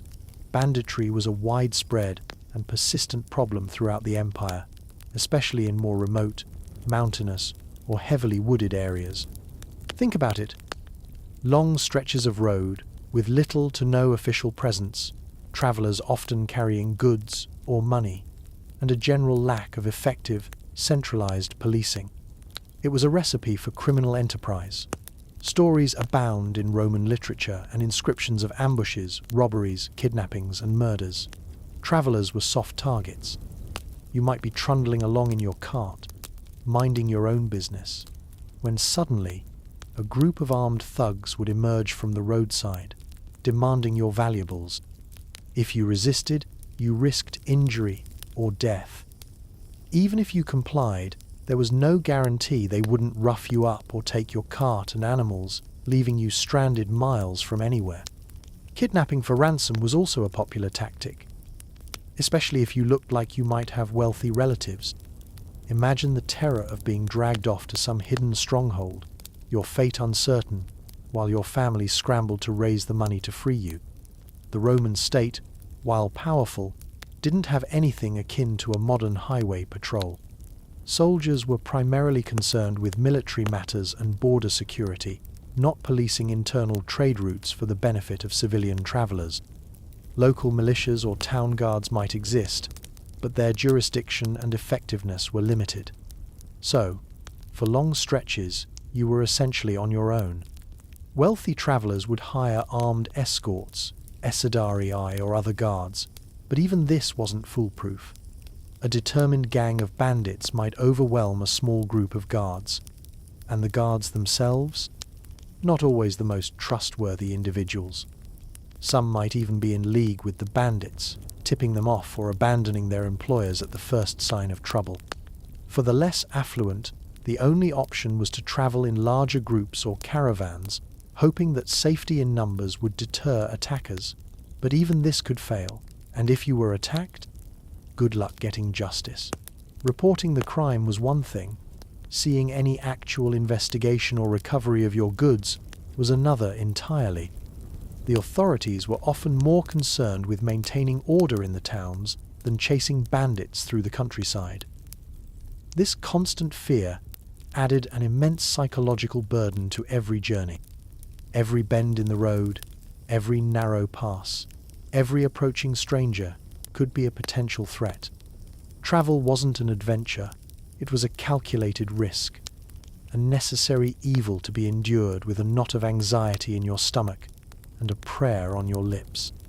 And if you survived the bandits and the bone-jarring discomfort of the road itself, your reward at the end of a long day's travel was often the Roman inn, the carpana or mansio. Forget any charming notions of rustic hospitality, crackling fires, and hearty, wholesome meals. Roman inns, by and large, were absolute hellholes, notorious for their filth, their terrible food, their unsavory clientele, and their general air of squalor and despair. Wealthy travelers, if they were smart, would try to arrange accommodation in private homes, using letters of introduction to stay with friends, family, or business associates. This was the preferred option, offering a modicum of comfort and safety. But for the average traveler, the inn was the only choice, and it was a choice often made with a heavy heart and a strong stomach. Let's paint a picture. You arrive, tired, dusty, and sore. The inn itself is likely a dilapidated, smoky building, smelling of stale wine, unwashed bodies, and something vaguely unidentifiable, but definitely unpleasant. The innkeeper, the kaupo, is probably a surly, grasping individual whose main goal is to extract as much money from you as possible for the bare minimum of service. The rooms? If you were lucky, you might get a small, private chamber, though private was a relative term, with thin walls that let in every snore, cough, and drunken argument from your neighbours. More likely, you'd be sharing a larger room with a motley collection of strangers, other travellers, merchants, perhaps a few off-duty soldiers, maybe even some actual criminals laying low. Personal space was non-existent. The beds, if you could call them that, were often just flea-ridden, bug-infested straw pallets on the floor, or rickety wooden frames with lumpy, questionable mattresses. Lice, bedbugs, and other vermin were standard amenities, included free of charge with your stay. Sleep would be a fitful, itchy affair, punctuated by the noise and smells of your fellow guests. And the food! Oh, the culinary delights of the Roman inn. You could expect watered down, vinegary wine that tasted like regret, stale bread that could double as a weapon, and dubious stews made from ingredients you probably didn't want to inquire too closely about. Food poisoning was a common souvenir of a night spent at a capana. Hygiene in the kitchens, if there even was a dedicated kitchen, was likely non-existent. Theft was rampant. You'd have to sleep with one eye open, clutching your money bag, as your fellow guests were not always the most scrupulous individuals. Brawls were frequent, fueled by cheap wine and close quarters. Seneca, the philosopher, famously complained about the noise and chaos of the inns he encountered. Archaeologists excavating Roman inns have found graffiti complaining about the bad service, the high prices, and the general awfulness of the experience. These weren't just places to rest, they were often dens of vice. Gambling, prostitution, and other shady activities flourished in the less reputable establishments. So, your nightly stop wasn't a chance to refresh and recharge. It was another ordeal to be survived, another layer of misery piled onto your already arduous journey. It makes a modern budget motel look like a five-star resort by comparison.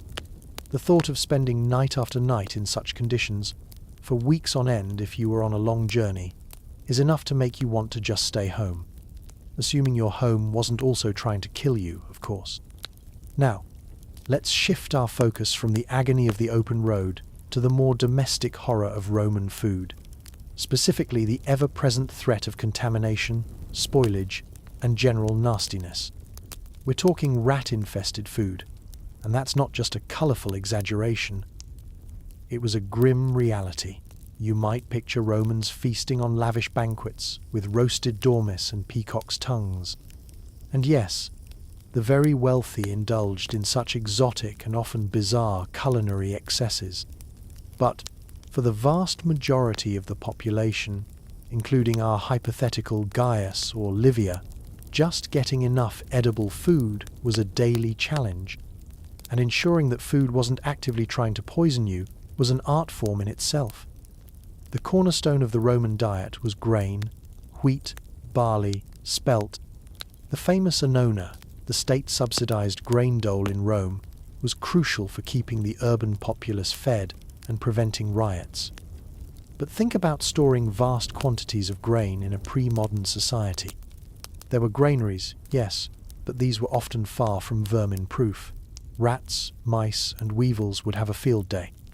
Imagine reaching into your grain sack and pulling out a handful of wheat mixed with rodent droppings and squirming insect larvae. Appetizing, right? This wasn't just disgusting, it was dangerous. Rodents carry diseases, and contaminated grain could lead to serious illness. There were no hermetically sealed containers, no pest control services beyond maybe a cat if you were lucky, or just hoping for the best. So, a certain amount of extra protein in your daily bread was probably unavoidable. And it wasn't just the grain. Meat, if you could afford it, was a risky proposition. Without refrigeration, meat spoiled rapidly, especially in the warm Mediterranean climate. Salting, smoking, and drying were the primary methods of preservation, but these weren't always effective, and quality control was non-existent. Your piece of salted pork might be teeming with bacteria, or your smoked fish might be on the verge of putrescence. Butchers' shops would have been smelly, fly-blown places with meat hanging in the open air.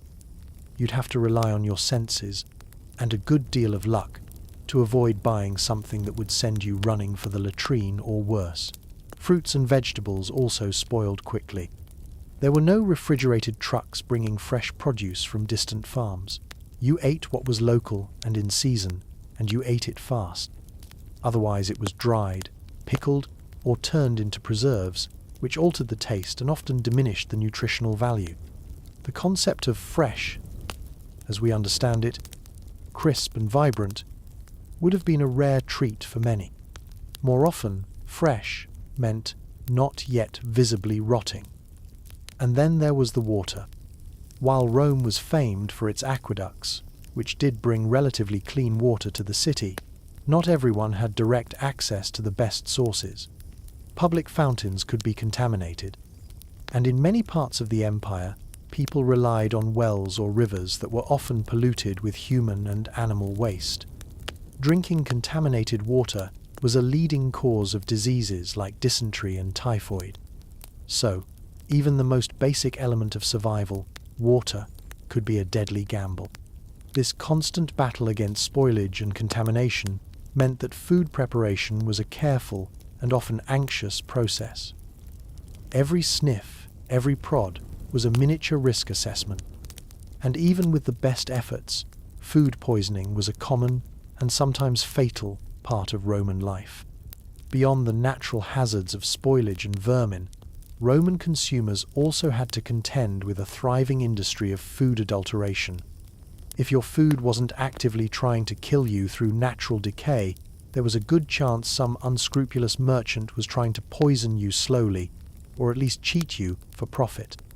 Caveat emptor, let the buyer beware, was practically the unofficial slogan of the Roman marketplace.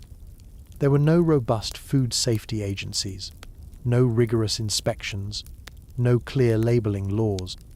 It was a free-for-all, and the consumer was usually the loser. Wine, a staple of the Roman diet consumed by almost everyone, was a prime candidate for adulteration. Cheap wine was often harsh, vinegary, or just generally unpleasant.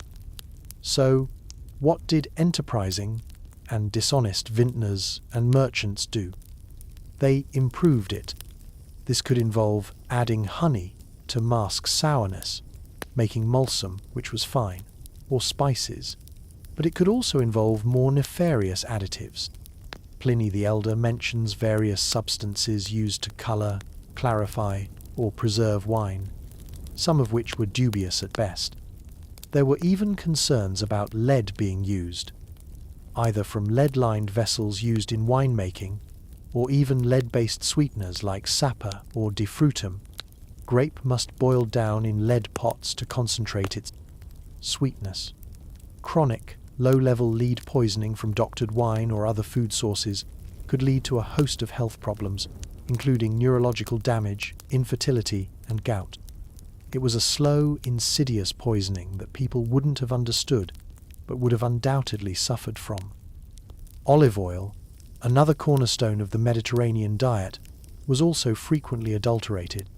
Your expensive, first-press virgin olive oil might be cut with cheaper, lower-quality oils, or even non-olive oils altogether. The taste and health benefits would be diminished, but your wallet would be lighter. Spices, which were often imported and expensive, were another target. Ground pepper might be bulked out with mustard seeds or other less costly and less flavorful powders. Honey could be diluted with cheaper sweeteners. Grain, as we mentioned, could have fillers added to increase its weight. Milk might be watered down. There was a constant battle of wits between the consumer trying to get fair value and the merchant trying to maximize profit through deception. Roman writers like Martial and Juvenal often satirized the tricks of dishonest shopkeepers. While there were some laws and officials, like the aediles in Rome, tasked with overseeing markets and ensuring fair trade, their effectiveness was limited, and corruption was always a possibility. So, every trip to the market was a gamble. You had to be knowledgeable, vigilant, and probably a bit cynical to avoid being ripped off or, worse, inadvertently poisoning yourself or your family. The beautiful, vibrant marketplaces depicted in paintings and movies hide this undercurrent of distrust and deception. The bounty on display might look appealing, but what hidden dangers or deceptions lurked beneath the surface? It adds another layer of stress to the simple act of trying to feed yourself. So, what did an actual Roman meal look like for the average person after they'd navigated the perilous marketplace and hoped their food wasn't teeming with rats or lead? Forget the scenes of Lucullan excess, the endless courses, the exotic delicacies. That was for the emperors and the mega-rich. For most Romans, meals were simple, often monotonous, and focused on basic sustenance. The main meal of the day was typically the cena, eaten in the late afternoon or early evening.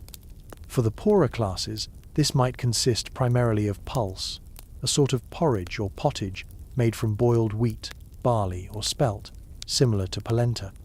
This would be the staple, the carbohydrate foundation of their diet.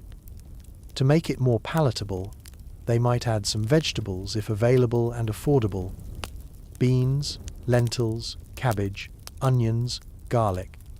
Perhaps a little cheese, if they could get it. Fruit, in season, would be a welcome addition. Figs, grapes, apples. Meat was a luxury for many, unless you lived in the countryside and could hunt, often illegally, as game rights belonged to landowners, or raise a few chickens or a pig. Fresh meat would be an infrequent treat. Salted pork or bacon might be more common, used sparingly to flavour the pulse or vegetable stews. Fish, especially in coastal areas, was more accessible, though again, preservation was key.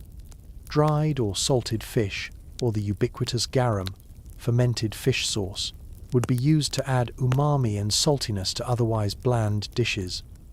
Garum itself ranged wildly in quality.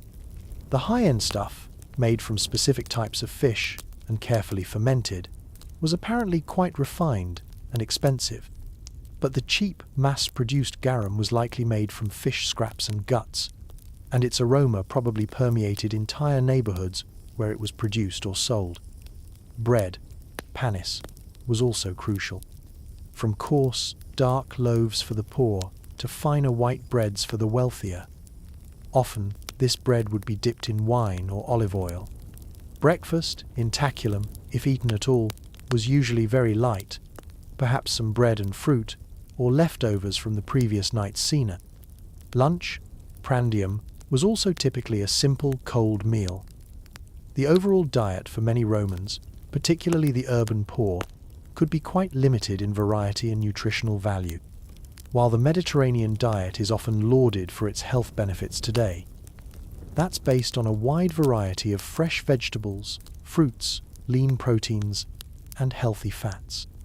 The ancient version, for the masses, was often heavy on carbohydrates, low in protein and certain vitamins, and always at risk of contamination. Imagine the sheer boredom of eating variations of the same grain-based pottage day after day, the lack of culinary excitement, the constant worry about food quality, the gnawing hunger if harvests were bad or prices were high. This was the reality of the Roman table for millions. It wasn't a feast. It was a daily struggle for sustenance, often devoid of pleasure and fraught with peril. And now, just when you thought life couldn't get any more joyous, let's talk about everyone's favorite topic: taxes, Roman tax season. Or rather, the Roman tax system, which was a year-round source of anxiety, frustration, and often outright ruin for many inhabitants of the empire. The Roman state, with its massive army, its extensive bureaucracy, its public works projects, those togas and temples didn't pay for themselves, and its bread and circuses for the urban populace, had an insatiable appetite for revenue. And that revenue had to come from somewhere, namely, from you, the hard-working, or not-so-hard-working, citizen or provincial subject. There was a bewildering array of taxes. The tributum soli, a tax on land, was a major source of income, particularly in the provinces. Its assessment could be complex and often seemed arbitrary to those paying it. Then there was the tributum capitis, a poll tax, essentially a tax on existing. Congratulations, you're alive. Here's your bill. There were customs duties, portoria, levied on goods being transported across borders or into certain cities. So, if you were a merchant trying to make a living, you were hit with taxes at multiple points. There were inheritance taxes, taxes on the manumission, freeing, of slaves, sales taxes on certain goods. The list went on. And it wasn't just the number of taxes, it was the way they were collected that often caused the most misery. In the early Republic, tax collection was sometimes handled directly by state officials. But as the empire grew, Rome increasingly relied on a system of tax farming. This is where things got really nasty. The state would auction off the right to collect taxes in a particular region to private companies or wealthy individuals, known as publicani. These publicani would pay a lump sum to the treasury up front for the contract. Then, it was up to them to collect the taxes from the populace, and anything they collected over and above the amount they'd paid to the state was their profit. You can see where this is going, right? The publicani had a massive incentive to extort as much as possible from the taxpayers. They were notorious for their rapacity, their ruthlessness, and their corruption. They would employ their own agents, often brutal and unscrupulous characters, to squeeze every last denarius out of the local population. Assessments could be inflated, arrears ruthlessly pursued, and property seized from those who couldn't pay. There was little effective oversight of their activities, and complaints from provincials often fell on deaf ears in Rome, especially if the publicani in question were well connected. The New Testament, for example, portrays tax collectors, often equated with publicani or their agents, as reviled figures, collaborators with the Roman oppressors, and symbols of greed and injustice. This reputation was well earned. For the average farmer or shopkeeper, the arrival of the tax collector was a moment of dread. It meant demands for money they might not have, the threat of losing their land or livelihood, and the humiliation of being at the mercy of these predatory agents. The pressure of Roman taxation wasn't just an annual event like our modern tax season. It was a constant, looming presence. For farmers, who made up the bulk of the population, taxes were often due after the harvest. But what if the harvest was bad due to drought, flood, or pests? Too bad. The taxman still wanted his due. This could force farmers into a spiral of debt. They might have to borrow money at exorbitant interest rates, another delightful Roman institution, just to pay their taxes, often pledging their land or even their own persons as collateral. If they defaulted, they could lose everything, becoming landless labourers or even falling into debt bondage. The system was particularly harsh on the provinces, which were seen by many in Rome as cash cows to fund the empire's needs. Provincial governors, often senators looking to enrich themselves during their term of office, sometimes colluded with the publicani or engaged in their own forms of extortion. The famous trial of Verres, prosecuted by Cicero for his corrupt and oppressive governorship of Sicily, exposed the shocking extent of this exploitation. But Verres was hardly an isolated case. It was a system ripe for abuse, and abuse was rampant. The sheer complexity of the tax code, with its various direct and indirect levies, also made it difficult for ordinary people to understand their obligations or to challenge unfair assessments. Bureaucracy, then as now, could be a bewildering and intimidating force.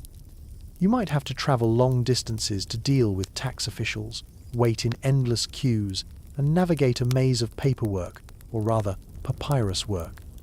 And all this was happening in a society with vast inequalities of wealth. The senatorial elite, the mega-rich landowners, often found ways to evade their fair share of taxes or used their influence to shift the burden onto those less able to pay. There was a deep-seated resentment towards the tax system, a feeling that it was unjust, oppressive, and designed to enrich the powerful at the expense of the common people. This resentment occasionally boiled over into tax revolts, like the famous Boudiccan Rebellion in Britain, which was partly fueled by grievances over Roman taxation and debt. But such revolts were usually brutally suppressed, serving only to reinforce the state's power and the futility of resistance. So, tax season in Rome wasn't just about filling out forms. It was about fear, anxiety, the potential for ruin, and a profound sense of powerlessness in the face of an insatiable and often predatory state. It was another major contributor to the agony of daily life. Another reason why the grandeur of Rome was built on a foundation of widespread suffering. So, when you gaze upon the majestic ruins of the Colosseum or the Forum Romanum, or admire a finely crafted Roman mosaic in a museum, remember that these symbols of Roman civilization, these togas and temples, tell only a very small, very privileged part of the story. For the vast majority of people who lived and died under Roman rule, life was not a grand imperial procession or a sophisticated philosophical debate. It was a daily, grinding struggle against forces that often seemed designed to crush them. The agony of Roman roads was not just about physical discomfort. It was about fear, vulnerability, and the constant threat of violence and exploitation in a world where your personal safety was a fragile commodity. The horror of rat-infested food wasn't just an aesthetic unpleasantry. It was a life and death gamble with every meal, a constant battle against spoilage, contamination, and deliberate adulteration in a world without basic food safety. And the misery of tax season was not just an annual inconvenience, it was a relentless, year-round pressure that could lead to debt, ruin, and despair, a system that often felt arbitrary, unjust, and brutally enforced by predatory agents. These were not minor inconveniences, they were fundamental aspects of existence that shaped the lives and often shortened the lives of millions. The romanticized image of Rome, with its stoic virtues and its imperial splendor, often glosses over this harsh reality. It forgets the peasant farmer struggling to feed his family and pay his taxes, the merchant risking his life on bandit-infested roads, the urban poor living in squalor and eating contaminated food, the provincial subject groaning under the weight of a corrupt and oppressive administration.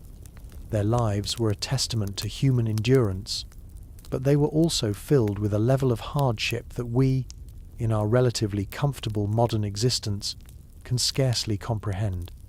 The Pax Romana, the Roman peace, might have brought a degree of stability and order to a vast territory, but for many within that territory, peace came at a very high price, paid in sweat, in fear, and often in blood. It's crucial to remember this less glamorous, more brutal side of the Roman world, not to diminish its achievements, but to gain a fuller, more honest understanding of what it truly meant to live in one of history's most famous empires. It wasn't all marbled halls and philosophical discussions. More often it was dust, disease, and despair, with a hefty dose of official extortion thrown in for good measure, and you thought your commute was bad.